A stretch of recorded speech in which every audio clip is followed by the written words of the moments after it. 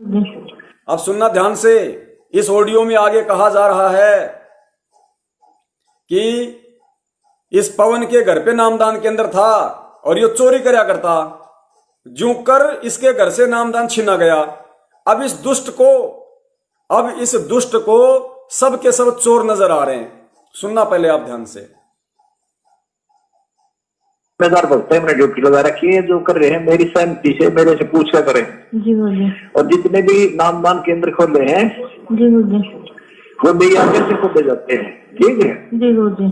और जो ये भ्रमित कर रहा है ना पवन और संजय, हाँ जी, हजदा हुआ चोरी करते हैं नामदान पात्रों पैसे, जो पवन के घर पर नामदान खोल रहा था, ये चोरी क्या करता। जी जब वहां से छीनना इससे इसने सारे चोर देखा है, दुष्ट ने सारी संगत के कह दे।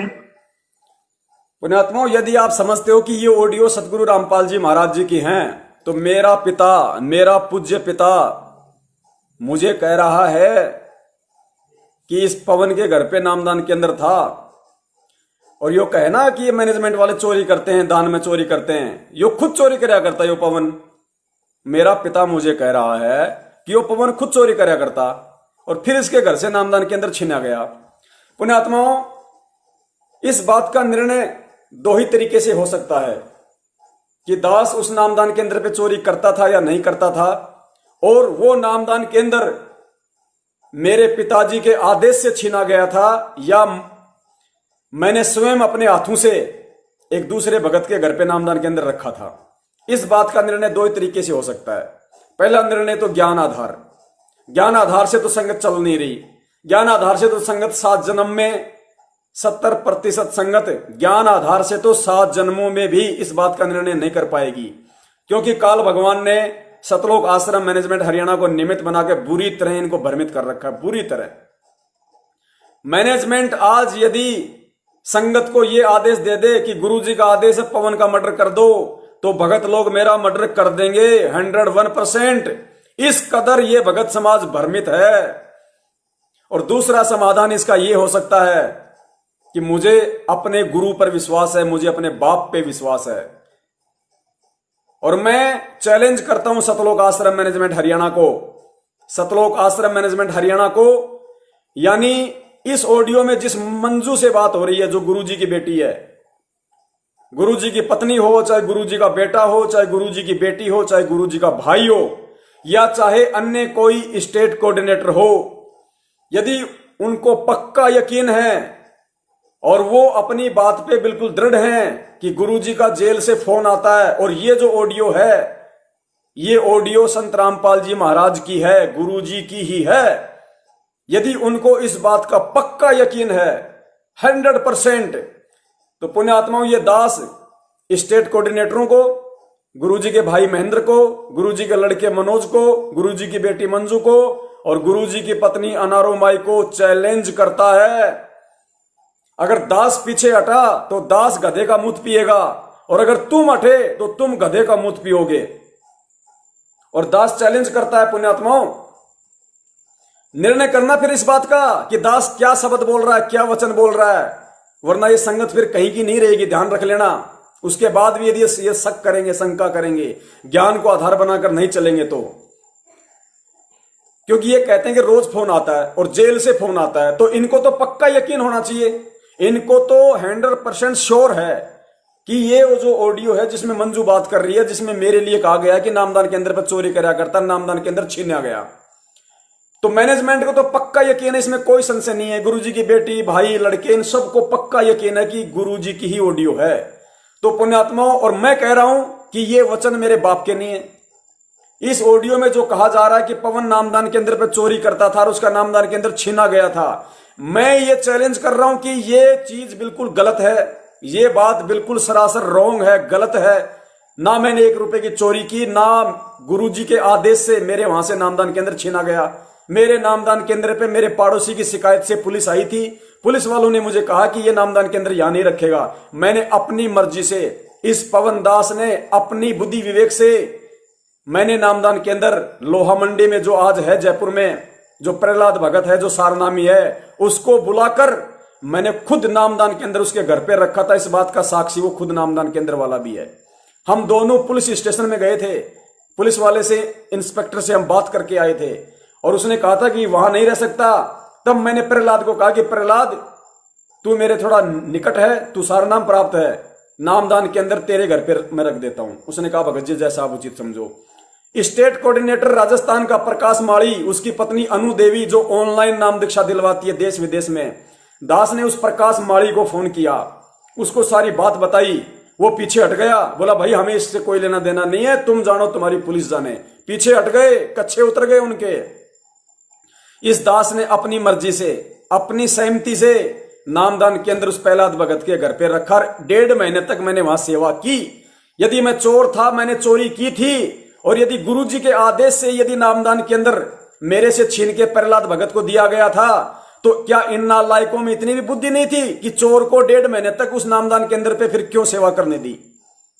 तो मैं इनको चैलेंज करता हूं, मैं कहता हूं कि ऐसा नहीं है। और ये कहते हैं कि क्योंकि ये कह रहे हैं कि ये ऑडियो गुरुजी की है, गुरुजी कह रहे हैं वो सही है, तो ठीक है भाई, आ जाओ भाई। ये संगत से मैं निवेदन करता हूं, गुरुजी की बेटी आ जाए, गुरुजी की पत्नी आ जाए, गुरुजी का भाई आ जाए, गुरुजी का लड़का आ जाए, और एक तरफ ये दास रहेगा, टेबल पे जहर की बोतल रखो। और मैं अपने वचन पे अडिग हूं, और इनको यदि अपने गुरु पे विश्वास है, इनको यदि ये पक्का यकीन है कि ये गुरुजी की ऑडियो है और जेल से आई है, तो पुण्यात्माओं, गुरु को साक्षी मानकर, गुरु से प्रार्थना करके, वो अंतर्यामी है, जो सच्चा होगा उसकी जान बचाएगा। मैं अपने गुरु को साक्षी मानकर, उनके चरणों के सौगंध खाकर वही जहर की बोतल पीऊंगा कि परमेश्वर, ये आपका बच्चा निष्कलंक है, एक नए पैसे की इसने उन 3 महीनों में नामदान के अंदर पे चोरी नहीं की। और वो नामदान के अंदर गुरुदेव मैंने अपनी सहमति से, अपनी मर्जी से प्रहलाद भगत के घर पे रखा था। मैं ये वचन कहकर कि गुरुदेव यदि मैं झूठा हूं तो गुरुदेव इसी क्षण मेरे को मौत दे दी जाए, मैं जहर की बोतल पीऊंगा। और यदि इनको अपने गुरु पे पूरा यकीन है, पूरा विश्वास है कि ऑडियो गुरुजी की है, गुरुजी जो कह रहे वो सही है, तो पुण्यात्माओं, ये भी अपनी बात पे अटल होकर वही जहर की बोतल पिएंगे कि गुरुजी यदि ऑडियो यदि गलत है, ऑडियो यदि नकली है, तो परमात्मा हमारी तुरंत मौत हो जाए, और ऑडियो असली है तो हमारी मौत नहीं होनी चाहिए। पुण्यात्माओं, धरती पे परमात्मा प्रकट है, निर्णय करेगा, न्याय करेगा परमात्मा, अन्याय नहीं होगी। अगर इनको विश्वास है तो ये आएंगे और इस बात की परीक्षा देने के लिए जहां ये दास को बुलाएंगे, दास आएगा और पूरी संगत को इकट्ठा किया जाए। पूरी संगत को पहले इकट्ठा किया जाए एक जगह, जैसे रोहतक में करते हैं ये लोग प्रकट दिवस पे। पूरी संगत को इस बात का निर्णय करने के लिए बुलाया जाए। ये दास वहां आएगा, अकेला आएगा, और इस बात का निर्णय हो जाएगा कि गुरु पे विश्वास किन लोगों को है और कौन लोग गुरु की आड़ में धर्म को धंधा बना रहे हैं। इस बात का निर्णय वहां होगा। अगर ये एक बाप की औलाद हैं, अगर ये सतगुरु के सच्चे शिष्य हैं, इनको यदि विश्वास है, यदि ये ऑडियो नकली नहीं है, तो इन लोगों को सामने आना चाहिए और आना पड़ेगा। और यदि संगत में जरा सी भी बुद्धि शेष है, संगत में यदि जरा सा भी ज्ञान है, तो आज के बाद संगत जितने भी नामदार संचालक हैं, जितने भी कोऑर्डिनेटर हैं, उन सब के पास जाओ और कहो कि तुम जो ऑडियो दिखाकर ये कहते हो कि पवनदास नामदान केंद्र पे चोरी करता था और पवनदास से नामदान केंद्र गुरुजी के आदेश से छीना गया, और ऑडियो यदि असली है, तो पवनदास इस बात की परीक्षा देने के लिए तैयार है, जहर पीने के लिए तैयार है, क्योंकि पवनदास को अपने बाप पे विश्वास है, अपने सतगुरु पे विश्वास है, अपने कर्मों पे विश्वास है।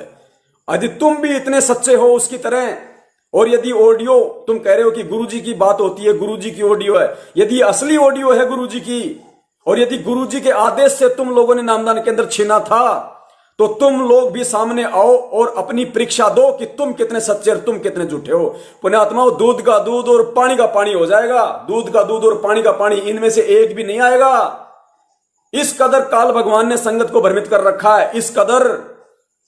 अगर ये सच्चे होंगे तो आएंगे, अगर एक बाप की औलाद होंगे तो आएंगे ये। और ये संगत, या तो संगत को डूब के मर जाना चाहिए।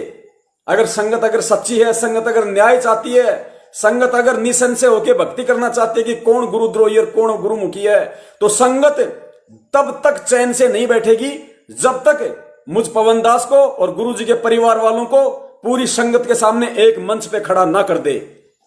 धिक्कार है संगत का तब तक यदि ये संगत शांति से बैठी तो, अन्यथा फिर किसी को गुरुद्रोही कहना छोड़ो। यही परीक्षा चल रही है और यही हम लोग मार खा रहे हैं सबसे बड़ी।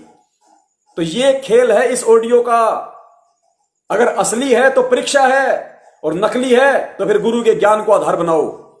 क्यों फिर ऐसे पाखंडियों के पीछे चल के आप अपने कर्म खराब कर रहे हो, अपनी भक्ति खराब कर रहे हो? गुरु ने भक्ति मार्ग पर चलने के लिए कौन सी कमी छोड़ दी? कौन से सत्संग करना भूल गए? कौन सी बातें बताना भूल गए थे जो आज तुम लोगों को इन लेटरों के भरोसे चलना पड़ रहा है? इन पाखंडी कोऑर्डिनेटरों के भरोसे तुम्हें अपना भक्ति मार्ग का सफर तय करना पड़ रहा है। ये बैसाखियां हैं, बैसाखियां।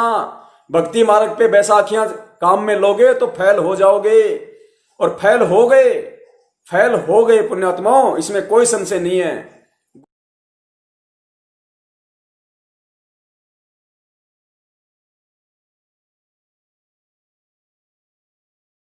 भाई जो गुरु बचन पे डट गे रकट गे फंद 84 के।